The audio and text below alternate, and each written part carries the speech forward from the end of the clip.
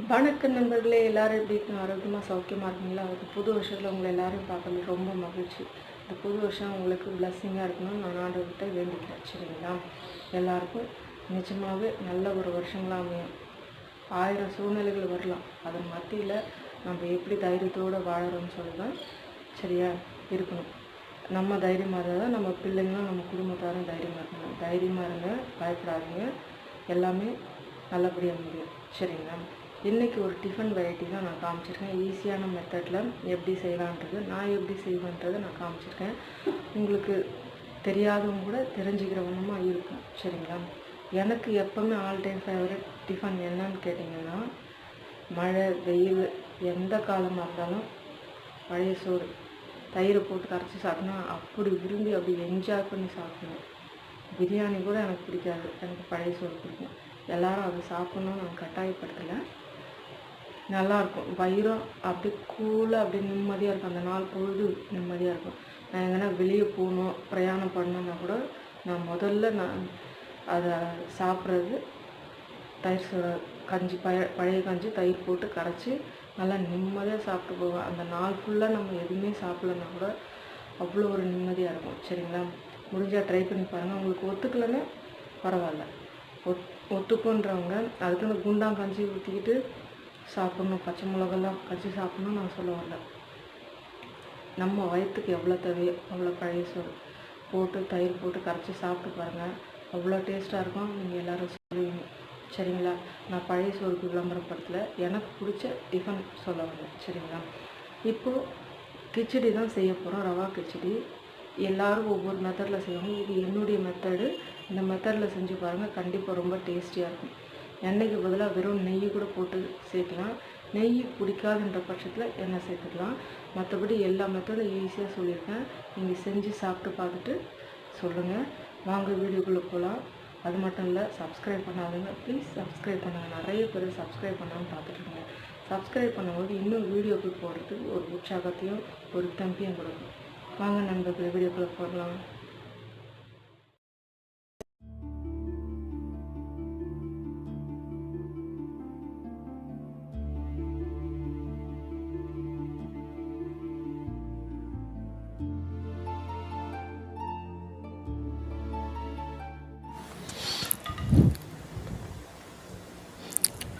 கிச்சடி செய்கிறதுக்கு, ரவா கிச்சடி செய்கிறதுக்கு எண்ணெய் நல்லா ஊற்றிக்கிறேன். என்கிட்ட கடலெண்ணெய் இருந்தது, கடலெண்ணெய் ஊற்றிக்கலாம், பிரச்சனை கிடையாது. தேவைன்னா நெய் கொஞ்சம் போல் அதை கூட சேர்த்துக்கிட்டு, அது நல்லா காஞ்ச உடனே கொஞ்சம் போல் சீரகம், சோம்பு, 2 பட்டை, லவங்கம், பிரிஞ்சி இலை, அது நல்லா பொரிஞ்சு வந்த உடனே நல்லா ஒரு வெங்காயம் நீல வாக்கில் கட் பண்ணி அதை சேர்த்துக்கிட்டு, அதை லைட்டாக வதங்கின உடனே 2 பச்சை மிளகா காரத்துக்கு தகுந்த மாதிரி குட்டி குட்டியாக கட் பண்ணி அதுக்குள்ளே சேர்த்துக்குங்க. அது நல்லா வதங்கி வரட்டும். இப்போ ஒரு தக்காளி வந்து குட்டி குட்டியாக, மீடியம் சைஸ் தக்காளி வந்து குட்டி குட்டியாக கட் பண்ணி அதுக்குள்ளே சேர்த்துக்கிறேன். சரிங்களா? இப்போ காய்கறி வந்து நான் வந்து உருளைக்கிழங்கு, பீன்ஸு, கேரட் எல்லாமே சேர்ந்து 1/4 கிலோ வர மாதிரி கட் பண்ணி வச்சுக்கிறேன். ஒரு மீடியம் சைஸ் உருளைக்கிழங்கு, ஒரு 10-15 பீன்ஸு, ஒரு கேரட்டு அதை நல்லா கட் பண்ணி எடுத்து கழுவி வச்சுருக்கேன். சரிங்களா? இப்போ இது நல்லா வதங்கி சேர்ந்தா போல் வதங்கி வரும்போது இஞ்சி பூண்டு பேஸ்ட்டு நல்லா 1 டேபிள் ஸ்பூன் அளவுக்கு வீட்டில் ஃப்ரெஷ்ஷாக அரைச்சி போட்டிங்கன்னா ரொம்பவே டேஸ்ட் நல்லாயிருக்கும். சரிங்களா? இது காலையில் நம்ம டிஃபனுக்கு எடுக்கிறதுனால எல்லாமே ஃப்ரெஷ்ஷாக கட் பண்ணி சேர்த்து செஞ்சிங்கன்னா ரொம்ப நல்லாயிருக்கும். சிலர் வந்து ஹோட்டலுங்களில் அந்த மாதிரிலாம் டால்டா சேர்ப்பாங்க, அப்போ அது கொஞ்சம் மயக்கம் வராமல் இருக்கும் சாப்பிட்டா. ஆனால் நீங்கள் இந்த மாதிரி செஞ்சு பாருங்களேன், அவ்வளோ டேஸ்ட் நல்லாயிருக்கும். அந்த மாதிரி ஒரு மாதிரி மயக்கமாக இருக்குது, அது மாதிரிலாம் இருக்காது. சரிங்களா? இப்போ காய்கறிங்கள்லாம் சேர்த்துட்டு இதில் வேணும்னா பட்டாணி வேணால் நீங்கள் சேர்த்துக்கலாம். பச்சை பட்டாணி இருக்குது பார்த்தீங்களா, அதையும் சேர்த்துக்கலாம். சரிங்களா? இப்போ இது நல்லா வதங்கட்டும். இது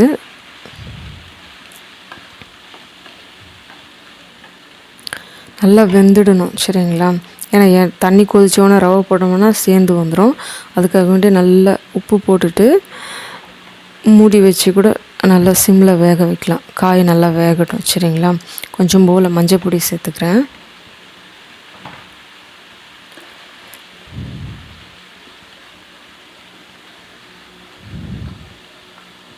நான் எப்பவும் செய்கிற மெத்தடு. இதுக்கு தண்ணி அளவும் சொல்லியிருக்கேன். அதனால் யாருக்கெல்லாம் தெரியலையோ அவங்களுக்கு ரொம்ப யூஸ்ஃபுல்லாக இருக்கும். சரிங்களா?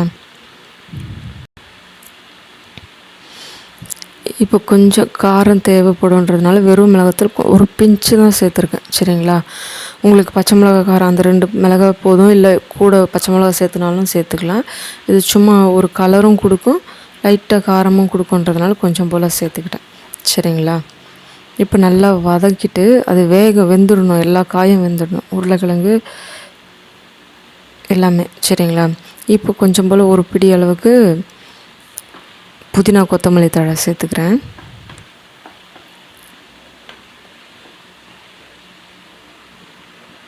இப்போ கொஞ்சம் போல் மூடி வைக்கலாம், அது நல்லா வெந்து வரட்டும். மூடிட்டு சிம்மில் வச்சிங்கன்னா காயெல்லாம் நல்லா வெந்துடும். அப்போ நம்ம தண்ணி ஊற்றி கொதிக்க வைக்கும் போது கரெக்டாக வந்துடும். சிம்மில் வச்சு மூடி வச்சு கொஞ்ச நேரம் வேக விடலாம். வெந்த பிறகு பார்க்கலாம். சரிங்களா?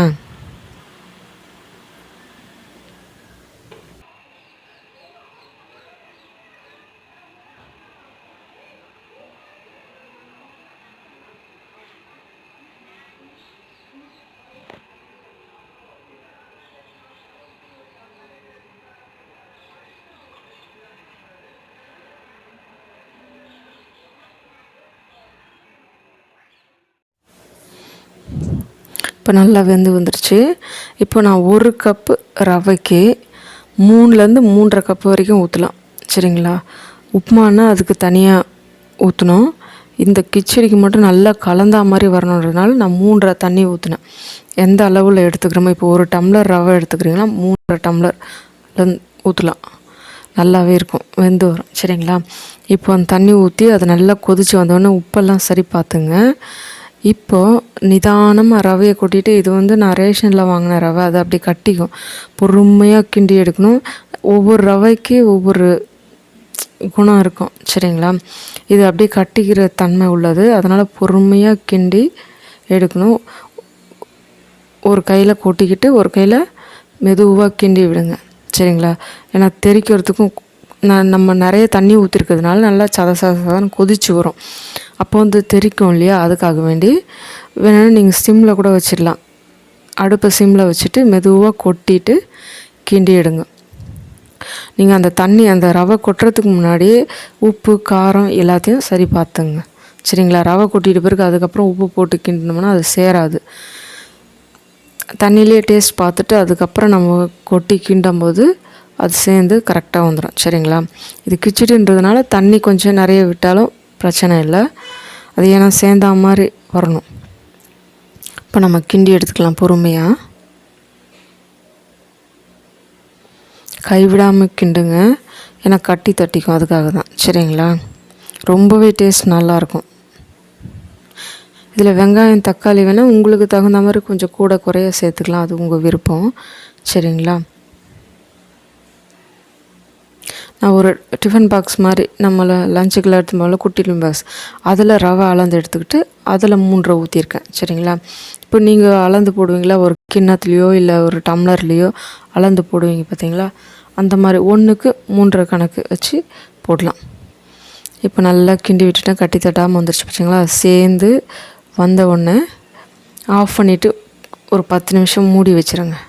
உடனே சர்வ் பண்ண வேணாம், 10 நிமிஷம் மூடி வச்சுட்டு அதுக்கப்புறம் நல்ல ஒரு சட்னி, நான் வந்து தேங்காய் சட்னி செஞ்சேன். உங்களுக்கு எது பிரியமோ, இல்லை நைட்டு குழம்பு இருக்கும் இல்லையா, என்ன குழம்புனாலும் நீங்கள் தொட்டுன்னு சாப்பிட்லாம், அட்டகாசமாக இருக்கும். செஞ்சு பாருங்கள். இது மாதிரி சுட சுட தேங்காய் சட்னியோடு செஞ்சு வீட்டில் உள்ள எல்லாருக்கும் கொடுத்து என்ஜாய் பண்ணுங்கள். வீடியோ பார்த்ததுக்கு ரொம்ப ரொம்ப நன்றி.